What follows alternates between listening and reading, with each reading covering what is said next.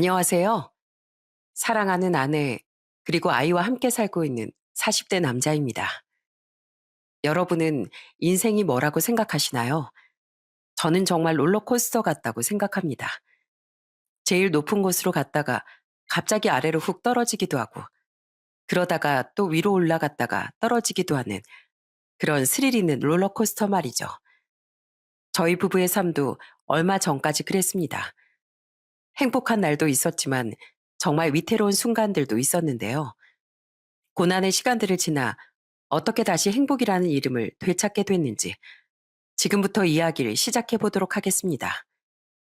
저는 충청도의 아주 작디 작은 시골 마을에서 태어났어요. 원체 촌이었던지라 어딜 한번 나갈라 치면 3시간에 한 대씩 오는 버스를 타고서 나가야 했고, 학교를 가려면 동이틀 무렵부터 일어나 준비를 해야 했어요. 지금 생각해 보면 그땐 정말 어떻게 살았나 싶지만 그 덕에 아주 부지런한 사람으로 성장할 수 있었습니다. 어린 시절을 고향에서 보낸 전 20살이 되자마자 서울로 대학을 가게 됐고, 대학을 졸업한 후 이름만 대면 다 알 법한 대기업 생산직으로 취업을 하게 됐어요. 그리고 첫 월급을 타자마자 부모님께 두둑하게 용돈을 챙겨드렸고요. 절 힘들게 뒷바라지하며 키워주셨기에 당연히 용돈 정도는 챙겨드려야 한다고 생각했었죠. 그런데 부모님께선 제가 드리는 용돈을 거부하시며 이렇게 말씀하셨습니다. 우린 네가 힘들게 일해서 벌어온 돈 한 푼도 받을 생각 없어. 부모가 돼서 어떻게 자식 돈을 받을 수 있겠니? 우리가 뭐 키워준 값을 달라고 한 것도 아니고, 차라리 나중에 결혼 자금이랑 집 살 때 도움 될 수 있게끔 저금을 해라. 이제 너도 마냥 우리 도움이 필요한 어린애도 아니고 스스로 경제활동도 시작했으니까 큰 대소사가 찾아오면 부모 도움 받을 생각하지 말고 혼자 해결할 줄 알아야 돼. 돈 허투루 쓰고 다니지 말고 1,000원짜리 한 장을 쓰더라도 계획적으로. 무슨 말인지 알겠지? 부모님께선 단 한 번도 제가 벌어온 월급을 손대지 않으셨고, 항상 제게 스스로 해결할 줄 알아야 한다는 걸 잊지 않도록 머릿속에 새겨주셨습니다. 덕분에 저는 버는 돈의 7, 80% 정도는 꾸준히 저금을 했고, 30대가 다 되었을 때쯤 어느 정도 돈을 모을 수 있게 됐어요. 그리고 전 직장에서 지금의 아내를 만나게 됐습니다. 저와 4살 정도 차이가 나는 아내는 20대 초반부터 이곳에 들어와 일을 하던 사람이었어요. 밝은 성격에 이 넓은 직장에서 아내 이름을 모르는 사람이 없었고, 나이를 불문하고 모두와 친하게 지내던 사람이었습니다.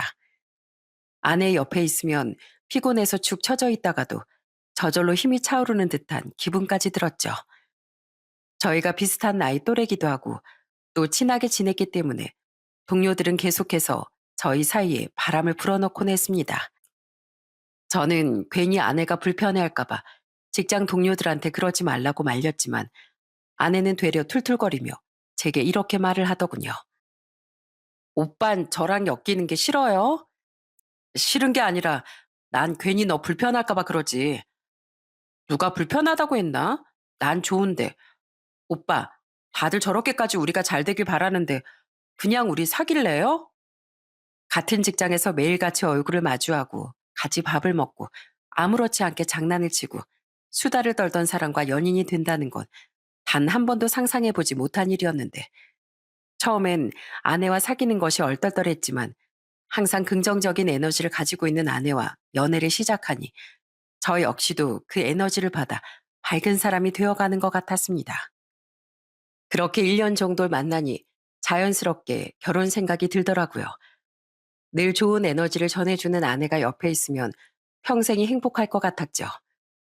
그래서 딱 1주년이 되던 날, 저는 아내에게 반지를 끼워주면서 조심스럽게 프로포즈를 했습니다. 지수야, 너랑 있는 매일매일이 행복해서 앞으로 평생 너랑 같이 행복하고 싶어. 나랑 결혼해 줄래? 제 말을 들은 아내는 알 수 없는 표정을 짓곤 아무런 말도 하지 않았어요. 그리곤 한참을 가만히 있더니 제게 방긋 웃으며 이렇게 말하더라고요. 나도 오빠랑 너무너무 결혼하고 싶고 이쁜 애기 낳아서 행복하게 가정 꾸리고 잘 살고 싶은데 내가 모아놓은 돈이 하나도 없어. 그러니까 나 돈 좀 모으면 그때 결혼하자. 기다려줄 수 있지? 당연하지. 그걸 말이라고 해? 네가 10년을 기다리라면 10년을 기다리고 100년을 기다리라고 하면 100년도 기다릴 수 있어. 고마워, 오빠. 이 반지는 내가 잘 간직하고 있을게. 거기서 살짝 의아함이 들었습니다. 분명 직장의 월급이 적은 편도 아니었고 아내가 저랑 비슷한 시기에 들어왔기 때문에 모아둔 돈이 없진 않을 텐데 뭔가 이상했지만 그럴 만한 사정이 있나 보다 싶었어요. 연애를 하는 동안 아내는 저희 부모님이 계시는 고향집으로 자주 찾아갔습니다. 애교 많고 따뜻한 성격을 지닌 아내를 부모님께선 무척이나 예뻐해 주셨고 아내도 시골집에 가면 항상 편한 옷으로 갈아입고 부모님의 밭일을 도와드리면서 애교를 부리곤 했습니다. 그냥 말 그대로 미워할 수 없는 사람이었어요. 그리고 아내에겐 나도 어머님 아버님을 찾아뵙고 인사드리고 싶다고 말했지만 항상 씁쓸하게 웃으며 나중에 라고만 미룰 뿐이었죠. 저는 속으로 아내가 마음속 깊숙한 곳에 있는 얘기를 언젠가 해주기를 바랬습니다. 대체 무슨 사정이 있는 건지 알고 싶었죠. 그리고 그 사정은 정확히 3개월이 지난 어느 날 아내 입으로 들을 수 있었어요. 오빤 궁금하지 않아? 내가 왜 그렇게 직장을 오래 다녔는데도 모아놓은 돈이 한 푼도 없다고 말했는지, 왜 내가 오빠한테 우리 가족을 소개시켜 주지 않는지. 궁금하지. 근데 상대방이 먼저 말을 안 꺼내는데 내가 먼저 물어보는 것도 실례인 거잖아. 그래서 언젠가 네가 마음이 편해지게 되면 알아서 말해주겠지 하고 기다리고 있었어. 고마워. 내가 먼저 말 꺼낼 때까지 기다려줘서. 오늘에서야 말할 용기가 좀 생겼어. 오빤 나한테 제일 소중한 사람이고 앞으로도 그럴 사람이니까 알 건 알아야 한다고 생각이 들더라고. 편하게 얘기해. 내가 다 들어줄 테니까. 난 외동으로 태어났어. 남들은 외동으로 태어나면 온실속 화초처럼 곱게만 자란 줄 아는데 난 아니었어. 엄만 시내에서 옷가게를 운영하고 있었는데 항상 나보단 장사가 먼저였던 사람이었거든. 내가 8살 때 자고 일어났는데 너무 배가 고픈 거야. 방문을 열었는데 엄마가 바로 앞에 있길래 배고프다고 말하니까 나한테 퉁명스러운 목소리로 야, 너는 손이 없니 발이 없니? 엄마 지금 나갈 준비하는 거 안 보여? 네가 차려 먹어. 이렇게 말하더라고. 참 웃기지? 엄마한테 난 단 한 번도 우선순위가 된 적이 없었어. 어릴 때 고생을 많이 했구나. 힘들었겠다. 그래도 우리 아빠는 되게 좋은 사람이었어. 아빠도 나처럼 공장에 다니면서 열심히 살던 사람이었는데 항상 퇴근할 때마다 땀이랑 흙먼지에 잔뜩 찌든 작업복을 입고서 집에 돌아오면 나부터 안아주셨어. 일하고 오면 진짜 피곤할 법도 한데 맨날 내가 학교에서 무슨 일이 있었는지 앉아서 다 들어주고 그럼 아빠는 웃으면서 우리 공주님 학교에서 그런 일이 있었어? 재밌었겠네 라고 말해주고 그래서 난 어릴 때부터 엄마보다 아빠가 훨씬 좋았어. 그래도 아버님이랑은 좋은 기억이 많은 것 같네. 지금도 아버님이랑은 잘 지내고 있는 거지? 아니, 우리 아빤 내가 9살 되던 해 오토바이 사고로 돌아가셨어. 우리 아빤 오토바이를 타고 출퇴근하던 분이셨거든. 그날도 퇴근길에 오토바이 타고 오시다가 사고가 나서 돌아가시게 된 거야. 난 아직도 아빠가 돌아가셨다는 소식을 들은 그날이 계속 어제 일처럼 떠올라서 가끔 너무 괴로워. 우리 아빠 얼마나 아프셨을까? 얼마나 괴로우셨을까 싶어서 마음이 막 찢어지는 것 같고. 아내는 돌아가신 아버지 얘기를 하면서 눈물을 펑펑 흘렸습니다. 얼굴을 감싸고 계속해서 눈물을 흘리는데 그 모습을 보니 마음이 너무 아프기도 하고 안쓰럽기도 해 울컥하는 마음의 아내를 품에 꼭 안고 진정할 수 있도록 천천히 다독여줬습니다. 한참의 시간이 지난 뒤 감정을 어느 정도 추스른 아내는 이야기를 다시 이어나갔어요.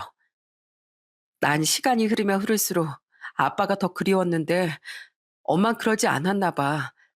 아빠가 돌아가신 지 3년쯤 됐을 때 어떤 아저씨랑 남자애를 데리고 집으로 들어오더라고. 그러더니 나한테 인사해. 네 새아빠랑 오빠야. 앞으로 깍듯하게 새아빠라고 부르고 오빠라고 불러. 라고 하는데 진짜 너무 황당해서 말이 다 안 나오더라고. 아빠가 돌아가신 지 10년이 지난 것도 아니고 고작 3년이 지나고 나서 재혼이라니 내 상식으론 정말 이해가 안 갔어. 아, 재혼하셨구나. 오빠가 들어왔다고 하는 거 보니 새아버지도 결혼을 하셨었던 거야? 맞아. 너무 속상했지만 뭐 엄마도 엄마 인생이 있으니까 나도 마음속으로 받아들이고 새아빠라 부르고 오빠라고 부르면서 잘 지내려고 열심히 노력하려고 했어. 근데 그땐 몰랐지. 그게 내 인생 지옥의 시작이었을 줄은. 무슨 소리야? 지옥이라니. 엄만 새아버지랑 오빠가 집으로 들어오고 난 이후부터 날 투명인간 취급하기 시작했어. 물론 새아버지도 마찬가지였고 뭘 하든 오빠가 먼저였고 학원도 오빠만 보내주고 내가 그렇게 학원 다니고 싶다고 할 땐 학교 공부나 열심히 해 하더니 오빠가 학원 다니고 싶다고 하니까 우리 아들 무슨 학원 보내줄까? 음악 학원? 태권도 학원? 말만 해. 이렇게 말하는데 진짜 너무 어이가 없더라고. 아휴, 엄청 서운했겠다. 그렇게 시간 지나고 오빤 서울에 있는 대학에 들어갔는데 오빤 대학 등록금까지 손수 다 내주면서 내가 대학 가고 싶다니까 뭘 하는지 알아? 야, 여잔 돈 많은 남자 꼬셔서 시집만 잘 가면 돼. 여자가 대학은 무슨 대야? 이러는 거 있지? 그때 나도 울컥해서 등록금 내가 벌어서 내가 갈 테니까 제발 대학 보내달라고. 그렇게 울면서 말하니까 돌아온 대답이 진짜 가관이더라고. 쓸데없는 짓 할 생각하지 말고 돈 벌어서 키워준 거 갚을 생각이나 하라고. 그렇게 20살이 되자마자 공장 들어가 일하고 22살에 이곳으로 들어오게 된 거야. 아휴, 진짜 많이 힘들었겠다. 너도 꿈이 있었을 텐데. 공장에서 일하는 것도 뭐 나쁘진 않았어. 좋은 사람들도 정말 많이 만났으니까. 근데 내가 돈을 벌기 시작한 그 순간부터 난 누르면 돈 나오는 기계 취급을 당했어. 적금 들려고 하니까 귀신같이 100만 원씩 빼들고 가고 내가 지금 직장으로 옮기니까 달에 100만 원 내던 걸 150으로 올려서 달라는 거 있지? 나도 참 바보 같았던 게 그냥 그렇게 말하면 모른 척하고 내 쓸 거 쓰고 모을 거 다 모으면 되는데 엄마한테 제대로 가스라이팅을 당했어. 엄마가 하라면 다 해야 되는 줄 알았지. 그렇게 그게 지금까지도 이어지고 있어서 모은 돈 한 푼 없는 거고 오빠 프로포즈도 못 받아줬고 우리 집에다가 소개도 못 시켜줬던 거야. 괜히 오빠한테도 문제 생길까 봐서 그냥 돈 주지 말고 외면해버리지 그랬어. 너한테 도움 준 게 아무것도 없는데 대체 돈을 왜 준 거야? 법적으로 이어진 가족이잖아. 그래도 내가 아프거나 힘들 때 기댈 보금자리 하나 정도는 있어야지 생각했어. 아내의 말을 듣고서 전 고개를 푹 숙일 수밖에 없었습니다. 아내는 정말 마음씨가 너무 따뜻하고 여린 사람이었어요. 그 고통 속에서도 이렇게 바르게 잘 커져서 밝은 모습으로 제게 다가와줘서 그저 고마울 뿐이었습니다. 이후 오빠에 대한 이야기를 더 들을 수 있었는데 그냥 기가 막혔습니다. 그렇게 좋은 대학을 나오고 중견기업까지 들어가 놓고서도 적응을 못하고 2년 만에 그만두고 여기저기 들어간 직장에서도 제대로 적응을 하지 못해 뱅뱅 맴돌다가 백수가 된 지 언 5년이 됐다고 하더군요. 아내의 사정을 모두 다 알게 된 전 더욱 아내의 옆을 지켜주고 싶었습니다. 그리고 나서 다시 한번 프로포즈를 했어요. 모아놓은 돈 한 푼 없어도 괜찮으니 평생 옆에서 지켜주고 싶다고. 그러니까 나랑 결혼하자고 말이죠. 이 얘기를 듣고서도 나랑 결혼하고 싶다는 생각이 들어? 이런 얘기 들으니까 나는 너랑 더 결혼해야겠다는 생각이 드는데 앞으로 네가 받은 상처 내가 천천히 치료해 줄게. 나랑 결혼하자 지수야. 그렇게 아내는 저의 프로포즈를 받아줬습니다. 그날부터 저희는 아주 천천히 결혼 계획을 세우기 시작했어요. 들떠서 준비를 하기보단 시간이 걸려도 꼼꼼하게 준비를 하고 싶었죠. 그러던 어느 날이었습니다. 저와 함께 즐거운 시간을 보내고 있던 아내가 갑자기 누군가의 전화를 받고 오더니 갑자기 표정이 무척 안 좋아지는 거예요. 방금 전까지만 해도 밝은 표정으로 점심 메뉴를 고민하고 있던 아내였는데 말이죠. 무슨 일 있어? 표정이 왜 그래? 무슨 일인지 말해봐. 오빠가 갑자기 장사를 해보고 싶대. 그래서 돈이 필요한데 나보고 5천만 원 정도만 보태라고 하네. 안 되면 대출이라도 받으라고. 뭐? 5천만 원? 절대 해주지 마. 한 번이 두 번 되고 두 번이 세 번 되고 그러다가 지금까지 오게 됐잖아. 5천만 원 주게 되면 넌 앞으로도 영원히 이렇게 살게 될 거야. 절대 돈 줄 생각도 하지 말고 대출은 더더욱이나 꿈도 꾸지 마. 아니다. 차라리 결혼할 남자 있다고 말씀드려. 아내가 언제까지 이렇게 시달리고 마음에 상처를 입고 있는 걸 보고만 있을 순 없었던 전 큰맘 먹고 처갓집에 인사를 드리러 갔습니다. 처갓집에 들어갔더니 장인 장모 그리고 형님이 차례로 팔짱을 끼고서 저를 쳐다만 보고 있더군요. 안녕하세요. 처음 뵙겠습니다. 장세호라고 합니다. 그렇게 인사를 하고 모두의 표정을 살피니 예상했던 대로 표정이 썩 밝진 않았습니다. 그런데 보통 자기 딸이 결혼할 사람을 데리고 오면 진수성찬까진 아니어도 기본적인 대접이라도 준비를 하는 게 일반적인 상황이라고 생각하는데 제게 건넨 건 식사도 과일도 아닌 얼음 두 개가 동동 띄워져 있는 믹스커피였습니다. 정말 기가 막혔지만 문전박대하지 않은 것에 다행이라고 여기며 그거라도 감사히 잘 마시겠다고 했죠. 그렇게 거실에 앉아 믹스커피를 홀짝이고 있는데 장인과 장모가 저를 정말 뚫어져라 쳐다보는 겁니다. 그러더니 장모가 한숨을 쉬며 제게 말을 꺼내더라고요. 그래, 얘긴 들었어요. 같은 공장에 다닌다면서요. 네, 그렇습니다. 에휴, 공장에서 일이나 하면서 돈이나 벌 것이지. 하라는 일은 안 하고 직장에서 시시덕거리며 연애질이나 하고. 너 엄마가 40 넘을 때까지 결혼은 꿈도 꾸지 말라고 했지? 아유, 차라리 결혼할 거면 돈 많은 부잣집 남자나 어떻게 좀 꼬셔서 데리고 올 것이지. 보아하니 딱 돈도 없게 생겼구만. 부모님은 뭐 하시는데요? 저희 부모님 시골에서 농사 짓고 수확한 거 판매하면서 지내십니다. 봐봐, 내 말 맞지? 뭐 볼 것도 없구만. 그 남자 보는 눈 참 없다 너도. 데리고 와도 꼭 이런 집안 남자 데리고 오고. 그 말을 들은 전 조용히 분노를 삭혔습니다. 처갓집이 아니라 생판 남이었다면 저런 말을 듣고 그냥 한바탕 했을 텐데 하며 속으로만 그렇게 생각을 했죠. 우리 지수랑 결혼하겠다는 이유가 뭐예요? 얘 내 딸이지만 정말 별 볼 일 없는 앤데 이런 애가 뭐가 좋다고? 네, 첫 번째는 제가 꿈꾸던 이상형입니다. 지수가 정말 착하고 밝고 잘 웃거든요. 그리고 두 번째는 지수랑 결혼해서 제가 평생 지켜주고 싶습니다. 아이고, 난리 났네, 난리 났어. 내일 모레면 나이가 30인데 뭘 지켜준다고 그래요? 그냥 누구라도 지수를 괴롭히는 사람이 없게끔 지켜주고 싶습니다. 마음 같아선 처갓집으로부터 지수를 지켜주고 싶다고 대놓고 얘기를 하고 싶었지만 그렇게 말하면 당연히 분위기가 얼음장 같아질 것이 뻔했기에 둘러둘러 아내를 지켜주고 싶다고 말했습니다. 장모는 기분 나쁘게 비웃은 뒤 제게 연봉은 얼마 받는지 그리고 여태 일을 하면서 모아놓은 돈은 있는지 등등을 묻더니 제게 대뜸 반말을 하면서 이렇게 말하더군요.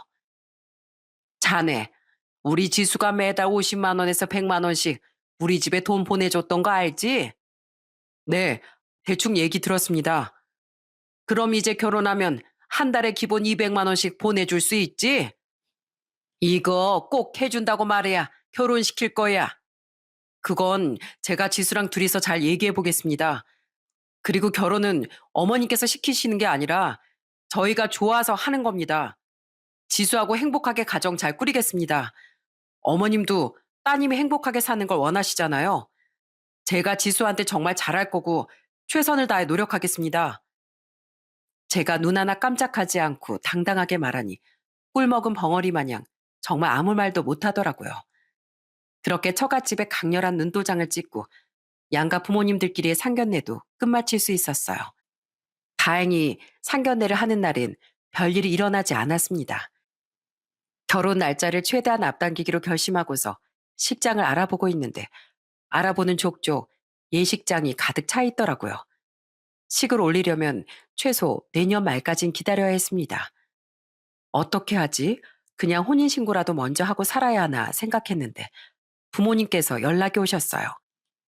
바로 부모님께서 다니는 교회에서 결혼식을 올릴 수 있도록 부탁을 드려 놓았다는 것이었죠. 요즘은 교회나 성당에서 조촐하게 식 올리는 게 유행이라더라. 엄마가 목사님께 따로 부탁드려 놨어. 한 살이라도 더 젊을 때 드레스 입고 사진도 많이 남겨놔야지. 그렇게 저흰 부모님의 배려로 고향에 있는 교회에서 식을 올리게 됐어요. 이 결정에 불만 있는 사람들은 딱 하나, 바로 처갓집 식구들이었죠. 저희는 벚꽃이 예쁘게 만개할 때쯤 고향에 있는 교회에서 결혼식을 올렸고 감사하게도 정말 많은 지인들이 서울에서 고향까지 찾아와 축하를 건네줬어요. 그런데 장모는 저희 부모님 앞에서까지 계속 궁시렁거리기 시작했습니다. 아니, 식장이 없으면 그냥 최대한 늦게 식을 올리면 되지. 대체 뭐가 이렇게 급해서 이런 총구석에서까지 결혼식을 올리겠다고 난리를 친대? 아유, 참네. 저희 부모님은 장모가 대충 어떤 사람인지 알고 있었기에 그 말을 직접 옆에서 듣고서도 웃으면서 무시하셨어요. 장모에겐 대꾸를 하지 않는 게 제일 현명한 거라고 생각을 하신 거였죠. 그렇게 저희는 교회에서 모두의 축복 속에 결혼식을 올리게 됐고 그동안 일하면서 모은 돈과 대출을 합해 작은 아파트를 마련할 수 있었습니다. 저희 두 부부와 미래에 태어날 아이를 생각하면 딱 아늑한 정도의 평수였죠. 그렇게 이삿날 부모님이 둘러보러 오시고 얼마 지나 장인과 장모가 집을 찾아왔습니다. 장모는 집을 천천히 둘러보면서 비아냥거리는 말투로 제게 이렇게 말했어요. 이럴 거면 차라리 그냥 대출 더 받아서 좀 더 큰 집을 사던지 하지 않고 코딱지만한 집에서 뭘 하겠다고? 아, 그리고 장서방, 그때 우리 집 처음 왔던 날 나랑 약속했던 거 기억나지? 장모는 집을 둘러보는 척하면서 자연스럽게 제게 말을 꺼내더라고요. 저는 당연히 기억했지만 장모가 원하는 대답을 해주고 싶지 않았기에 일부러 모른 척을 했어요. 그랬더니 표정이 아주 가관으로 일그러지더군요. 아니, 그 얘기한 지 뭐 얼마나 됐다고 벌써 까먹어. 젊은 사람이 까마귀 고기를 먹었나. 매달 우리한테 200만 원씩 보내라고 내가 그때 분명히 얘기했잖아. 똑똑히 기억합니다, 장모님. 근데 그때 저희가 확답을 드린 게 아니라 상의해보고 결정하겠다고 말씀드렸는데 그건 기억이 안 나시나 봐요. 저희가 진지하게 상의해봤는데 이제는 그동안 지원했었던 금액들 일절 다 끊기로 결론 지었어요. 대신에 장인어른 장모님 생신날엔 용돈도 드리고 제가 사위 노릇하면서 장인어른 장모님께 잘해드리겠습니다. 뭐? 아니, 누구 마음대로 지원을 끊겠다는 거야? 야, 지수야. 이건 네 남편이 그렇게 하라고 시킨 거지? 그런 거지? 장인어른 장모님, 그동안 도움 많이 받으셨잖아요. 근데도 맨날 형님이랑 차별이나 하고 부끄럽지 않으세요? 그리고 정말 딸로 생각한다면 이제는 가정이 생겼으니까 자식 낳고 잘 살 생각만 해라. 이렇게 말씀하셔야 하는 거 아닌가요? 그런데 처음 만나자마자 돈 얘기부터 꺼내면 어떤 사이가 조화를 하겠습니까? 그렇게 나오겠다 이거지? 그럼 나도 너 인정 못해. 결혼식 올렸어도 혼인신고 안 했으면 끝 아니야? 이미 늦었습니다. 저희 어제 혼인신고 했거든요. 장인어른 장모님의 딸이기도 하지만 이제는 법적으로 제 아내이기도 합니다. 그러니까 예전처럼 이래라 저래라 하는 말은 함부로 하지 말아주셨으면 좋겠네요. 제가 굳은 표정으로 말하자 장모는 분한 표정으로 한참 동안이나 절 노려봤습니다. 그러고선 잔뜩 씩씩거리더니 앞으로 두고 보자는 말을 하고서 장인과 함께 집 밖으로 나가버리더군요. 두고 보자는 사람치고 무서운 사람 없다고 하잖아요. 장모는 그렇게 으름장을 놓고서 정작 제게 하는 건 아무것도 없었습니다. 처음 1년간은 저희도 정말 많은 노력을 했는데요. 결혼하고 처음 맞는 명절에 좋은 선물 세트를 들고 찾아뵙기도 하고 생신도 정성껏 챙겨드렸어요. 그런데도 장인과 장모는 제가 영 성에 차지 않는 것 같았습니다. 그리고 여러분, 보통 사이가 명절에 가면 상다리가 휘어지는 정도는 아니더라도 맛있는 반찬이 있으면 사위 앞에 밀어다 주고 그러지 않나요? 장모는 명절날에도 저희를 찬밥 취급하기 바빴습니다. 반면 백수노름을 하고 있는 형님에겐 불고기 반찬이며 육전이며 온갖 맛있는 반찬들을 먹여줬죠. 사흘 굶은 사람처럼 개걸스럽게 손가락에 아주 소스까지 다 묻혀가면서 우걱우걱 먹어치우는데 보는 사람 밥맛이 다 떨어질 정도였습니다. 제 앞에는 간이 거의 되어 있지 않은 나물 반찬들만이 앞에 있었는데 저는 그 나물들을 밥 위에 올리고서 보란 듯이 맛있게 먹어치웠어요. 자네, 지금 그게 목구멍으로 넘어가나? 너무 잘 들어가는데요. 저는 고기 반찬보다 이런 건강한 나물 반찬을 더 좋아해서요. 장모님, 밥 한 공기만 더 주실 수 있을까요? 세상에 저렇게까지 독한 사람이 또 있을까? 자네 줄 밥 없으니까 집에 가서 먹든지 말든지 하게. 저는 절대로 처갓집 식구들에게 기죽는 모습을 보이지 않았습니다. 그럴수록 미운 털은 점점 더 박혔지만 말이죠. 그렇게 시간이 지나고 아내의 생일이 찾아왔어요.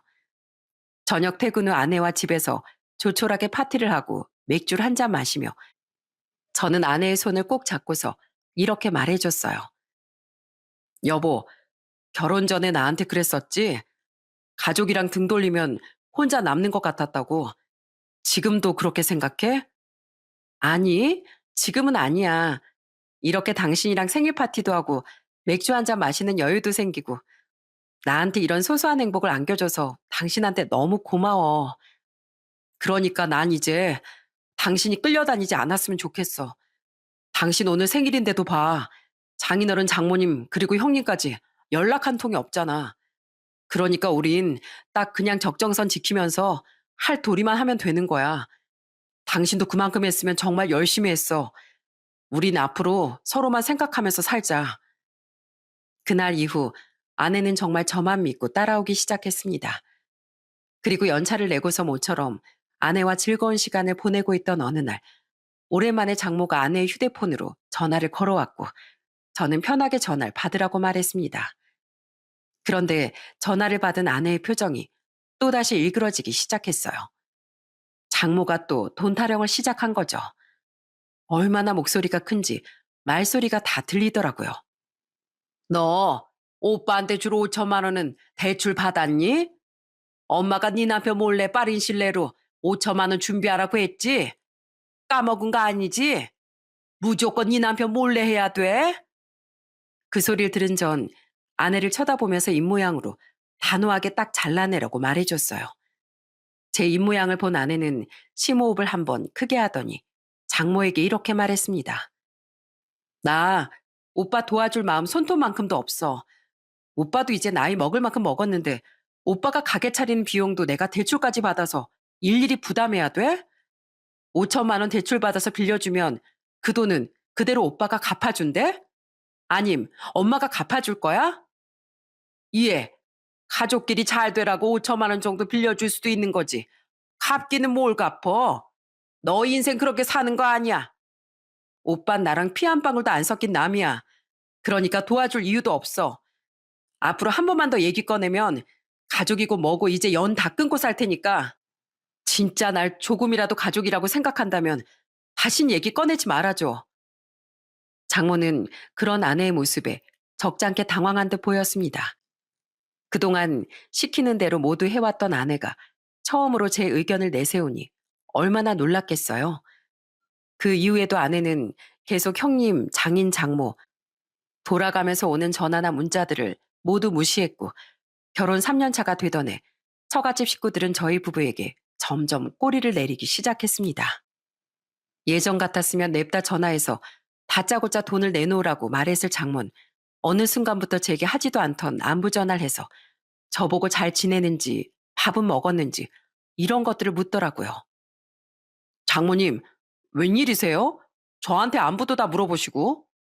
그냥 요즘 더운데 잘 지내고 있나 싶어서. 저흰 잘 지내고 있어요. 그런데 무슨 일 있으세요? 저기 장서방, 다름이 아니라 우리가 이번 달 카드값이 너무 많이 나와서 그러는데 딱 42만 원이 부족하거든. 혹시 자네가 좀 도와줄 수 있을까 싶어서. 자네도 돈 나갈 때 많을 텐데 미안하네. 갑자기 왜 그러시는 거예요? 예전 같았으면 이런 것도 안 물어보시고 문자로 계좌번호만 딱 남기셨을 뿐이? 아니, 생각해보니까 우리가 자네한테 좀 너무했더라고. 솔직히 뭐 돈은 땅을 파서 나오는가? 자네랑 우리 지수가 힘들게 일해서 돈 버는 건데 예전엔 정말 미안했어. 딱 이것만 좀 도와줄 수 없겠나? 네, 알겠습니다, 장모님.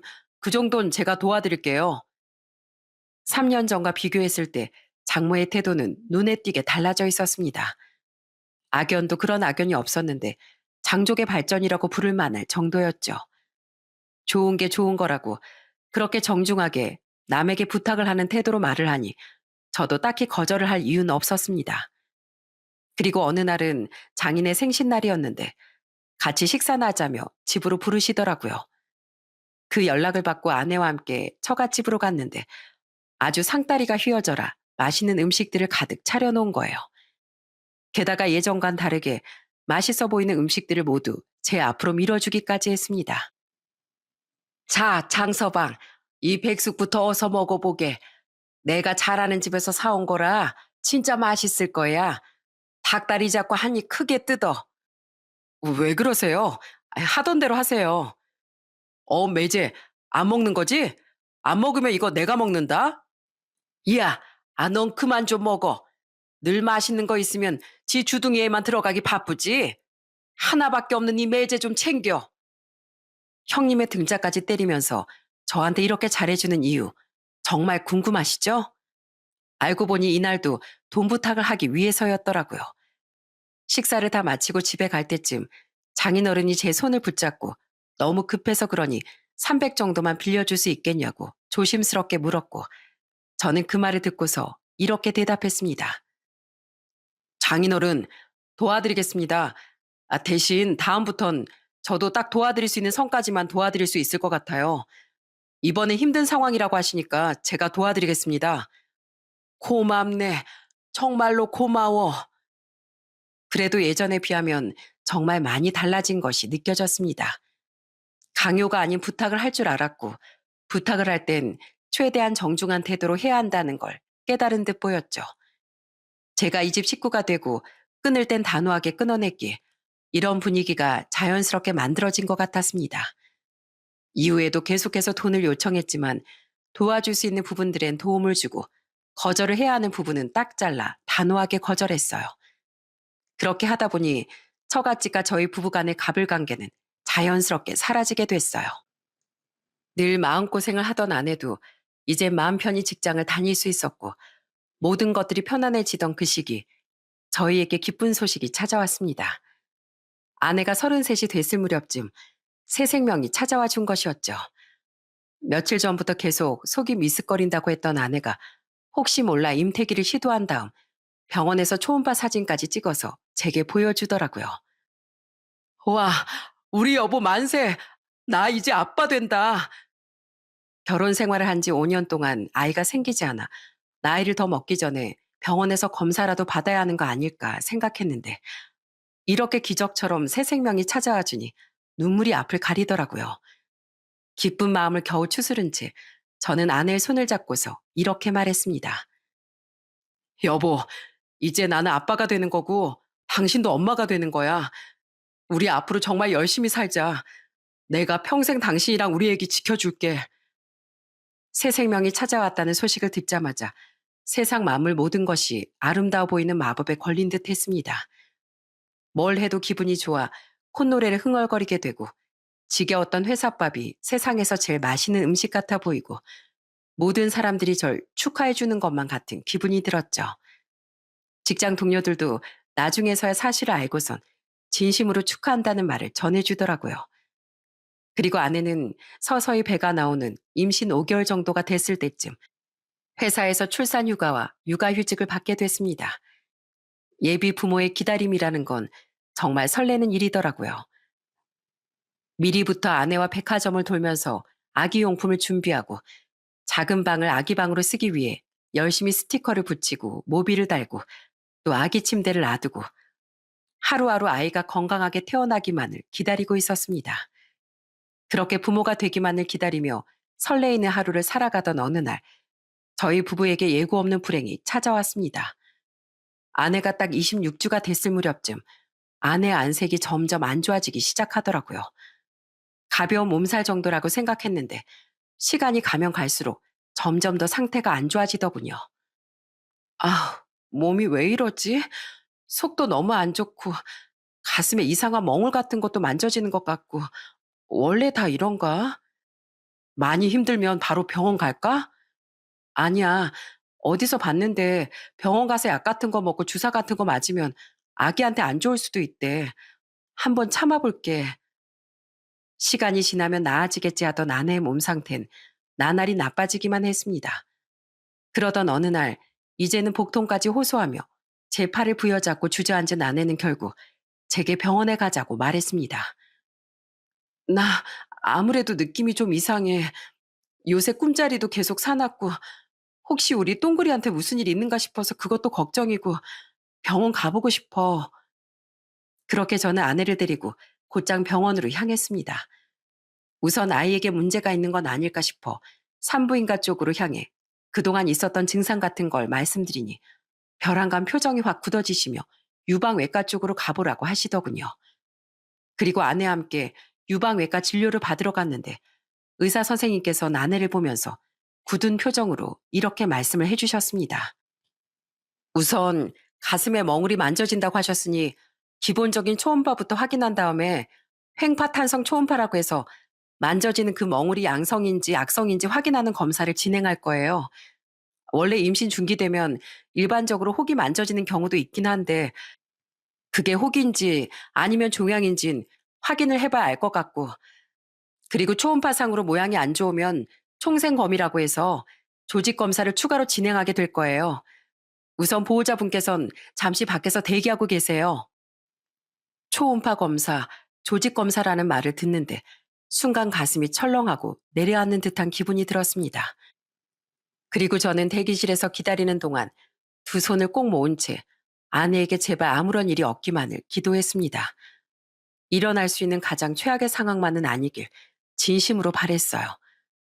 그렇게 기다리기만 한 지 한참의 시간이 지났을 무렵 의사 선생님께서는 저를 조용히 부르시더니 검사 결과를 알려주셨습니다. 저는 검사 결과 소식을 듣고서 충격을 받고 바닥에 주저앉고 말았어요. 사랑하는 아내가 유방암 진단을 받았다는 것이었습니다. 우선 저의 좌절보단 아내의 상태를 살피는 것이 우선이겠다 싶어 저는 곧장 아내에게로 향했어요. 아내는 본인이 유방암이라는 사실을 모르는 것 같았어요. 여보, 선생님께서 뭘 하셔? 나 어디 아프대? 아니, 당신이 요즘 좀 예민한 것 같다고 하시더라. 아무 문제 없다고 하시니까 밥 잘 먹고 좋은 것만 보래. 아, 앞으로 내가 당신 옆에서 진짜 잘 지켜봐야겠다. 그래? 아, 다행이다. 나 엄청 걱정했는데. 아내 안도하는 표정을 보면서 제 마음은 갈기갈기 찢어지는 듯 했습니다. 그날은 차마 입이 떨어지지 않아서 아내에게 사실을 말하지 못했어요. 하지만 본인이 어떤 상황인지 본인 스스로가 알아야 했기에 다음날 날이 밝자마자 저는 아내에게 다가가 솔직하게 얘기했습니다. 당신 유방암이래. 내가 어제 말했어야 하는데 당신이 충격받을까봐 사실대로 얘기 못했어. 미안해. 뭐? 유방암? 그럼 우리 애긴 어떻게 되는 건데? 혹시 몰라서 사례들도 찾아봤는데 제법 그런 분들이 많더라고. 그래도 다들 건강하게 출산하셨대. 내가 당신 옆에 있어줄 테니까 우리 힘내보자. 우리 똥그릴 위해서라도, 어? 그날부터 저는 회사에 휴직계를 내고서 아내를 지극정성으로 돌보기 시작했습니다. 아내가 말없이 눈물을 흘리고 있으면 손을 꼭 잡아줬고 품에 꼭 안아주면서 괜찮다고 다 괜찮아질 거라고 말해주곤 했어요. 그리고 어느 정도 기운을 차린 아내는 항암 치료를 시작한가 동시에 암 환우 카페에 가입해 본인과 비슷한 상황이었던 사람들에게 조금이나마 정보를 얻기 위해 직접 만나 많은 도움을 받기도 했습니다. 항암을 시작하면 혹시나 뱃속의 아이에게 영향이 가진 않을까 불안했지만 다행히도 저희 아이는 열심히 아내의 뱃속에서 뛰놀며 태동을 보여주곤 했어요. 아내의 배가 살짝씩 움직일 때마다 얼마나 안도했는지 모릅니다. 그리고 제발 항암 치료와 약물 치료 때문에 저희 아이가 아프게 태어나지 않길 두 손 모아 간절히 기도했죠. 그리고 아내가 출산을 하기 전 마지막으로 맞이하는 명절, 저희 부부는 처갓집에서 하룻밤을 보내게 됐습니다. 아내는 몸이 힘들어 먼저 잠들었고, 저는 처음으로 장인 장모와 함께 정과 술을 마시면서 그동안은 하지 못했던 속 깊은 대화를 하기 시작했어요. 장인어른, 저 많이 미우시죠? 장모님께서도 제가 따박따박 말대답하고 그러니까 짜증나고 사위로 인정하고 싶지도 않으시죠? 사실 결혼 전에 어느 정도는 알고 있었어요. 집사람이 어떻게 살아왔는지. 그걸 두고 생각했어요. 더 이상 남보다 못한 관계로 만들지 말아야겠다. 꼭 고치고 싶었어요. 그리고 집사람은 그렇게 장모님께 돈을 뺏기고 또 뺏기면서도 유일한 핏줄이란 이유 하나로 장모님 손을 못 놓았어요. 아무리 미워도 엄만 엄마니까. 뭐? 지수가 정말로 그랬어?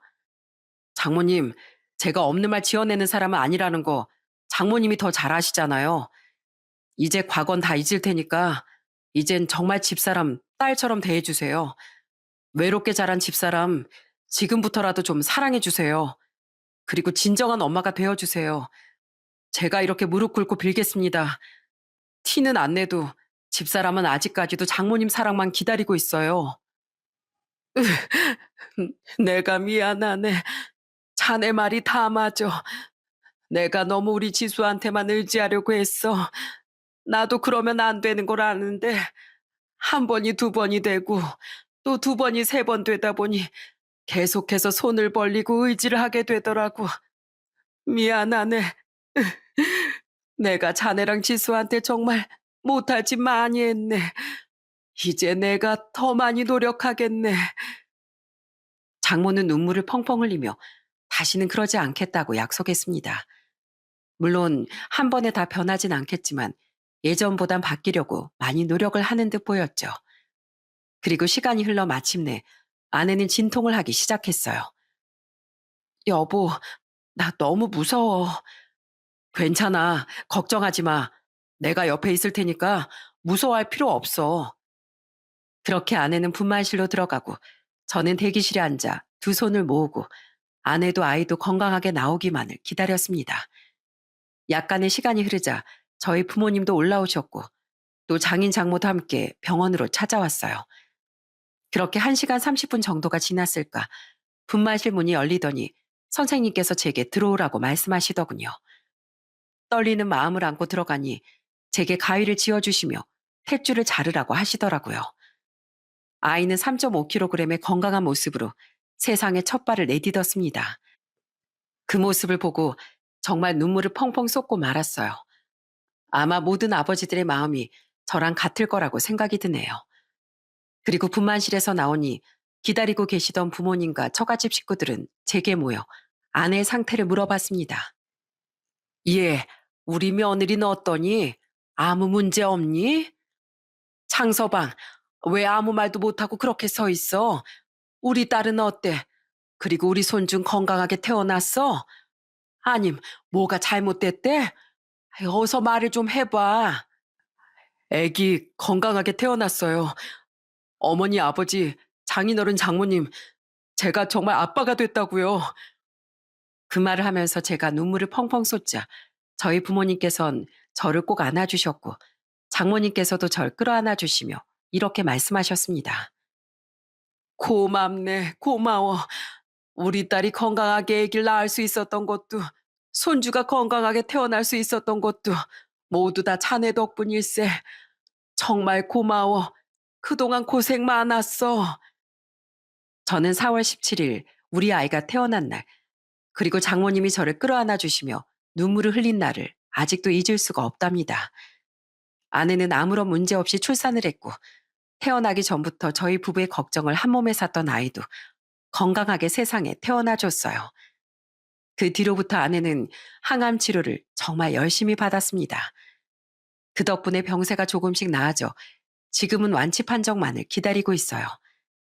우리 가족은 정말 말도 안 되는 커다란 시련과 위기를 겪을 뻔했지만 아내의 고통 그리고 아이를 지키려는 노력 덕분에 지금 저희 가족은 빛도 보이지 않았던 밑바닥에서 벗어나 행복한 가정으로 거듭날 수 있었습니다. 그리고 지금 저희 가족에게 어떤 변화가 찾아왔는지 들으시면 아마 정말 깜짝 놀라실 텐데요. 바뀐 건 저희 가족뿐만이 아니었습니다. 장서방, 어서 밥 먹어. 네, 장모님, 오늘 반찬은 뭐예요? 오늘은 고등어 조림했네. 자, 식기 전에 어서 먹어봐. 와, 고등어 조림 진짜 맛있겠네요, 장모님. 잘 먹겠습니다. 장모님께선 가끔 내려오셔서 저희 집에서 아이를 돌봐주고 계시고 또 저희 가족의 식사까지 차려주시곤 한답니다. 예전 같으면 상상도 못할 일이었을 텐데 말이죠. 이렇게 모두에게 소소한 변화가 찾아오고 나니 예전과는 다르게 서로 웃는 일도 많아졌고 행복이라는 단어를 꺼내는 날이 늘어났습니다. 그날 제가 얘기를 꺼낸 뒤부터 장모님에겐 심경의 변화가 찾아온 것 같았어요. 장모님께 유일하게 남은 피부친 이제 아내가 유일했기에 그 부분에서 정말 많은 것들을 느끼신 것 같았죠. 그때부터 이제 저희 집에 찾아오셔서 아내가 좋아하는 음식들도 해주시고 내가 아이를 볼 테니까 어서 방에 들어가 쉬라고도 말씀해 주시고 예전과는 달리 장모님께선 아내를 위해 본인의 마음을 줄 수 있는 만큼 모두 쏟아붓고 계셨습니다. 어쩌면 지난날에 주지 못했던 마음을 이제서라도 주기 위해 노력하시는 게 아닐까라는 생각이 들어요. 아참, 형님도 언제부턴간 정신을 차려서 지금은 작은 중소기업에서 일을 하고 있다는 소식을 듣게 됐어요. 저희 집 정말 많은 것들이 바뀌지 않았나요? 이제 저희 가족에겐 잔잔한 평화가 찾아왔고, 이제 저도 어엿한 한 가정의 가장이 되었으니 지금보다도 100배, 아니 1000배는 더 노력하면서 가장의 노릇을 다하고 살아가려고 합니다. 변화 없인 발전이 불가능하고 마음을 바꿀 수 없는 사람은 아무것도 바꿀 수 없다는 명언이 있습니다. 사실 저는 처갓집 식구들 모두가 변하는 것이 불가능하다고 생각했어요. 하지만 마음을 바꾸고자 하는 의지가 있었기에 지금은 각자 변하게 됐고 서로 행복을 나누며 살아갈 수 있게 된 것 같습니다. 여러분들께서도 뭔가 변해야 할 것이 있다면 지금이라도 마음을 바꿔서 발전해 나가실 수 있기를 바라는 마음에 사연을 쓰게 됐어요. 여러분 모두 건강한 하루만 보내시기를 바랍니다.